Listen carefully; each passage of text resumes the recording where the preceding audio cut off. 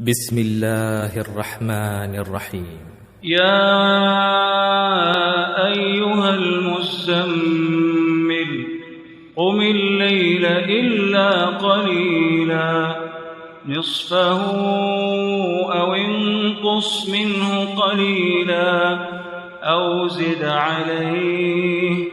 ورتل القرآن ترتيلا إنا سنلقي عليك قولا ثقيلا إن ناشئة الليل هي أشد وطئا وأقوم قيلا إن لك في النهار سبحا طويلا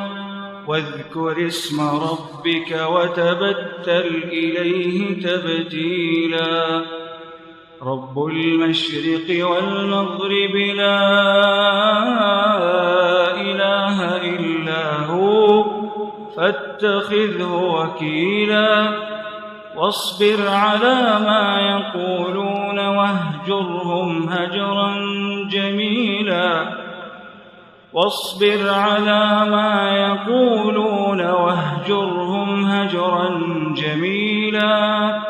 وذرني والمكذبين أولي النعمة ومهلهم قليلا إن لدينا أنكالا وجحيما وطعاما ذا غصة وعذابا أليما يوم ترجف الأرض والجبال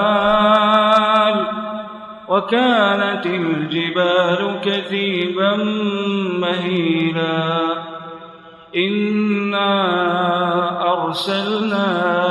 إليكم رسولا شاهدا عليكم كما أرسلنا إلى فرعون رسولا فعصى فرعون الرسول فأخذناه أخذه وبيلا فكيف تتقون إن كفرتم يوما يجعل الولدان شيبا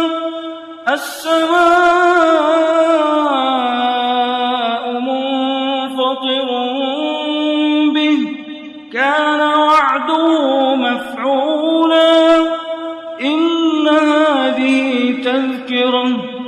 فمن شاء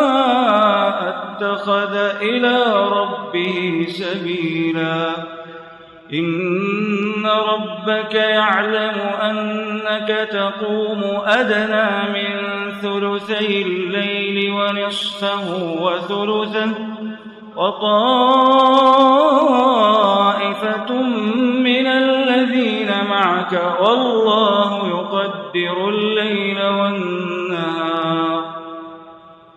علم أن لن تحصوه فتاب عليكم فاقرؤوا ما تيسر من القرآن علم أن سيكون منكم مرضى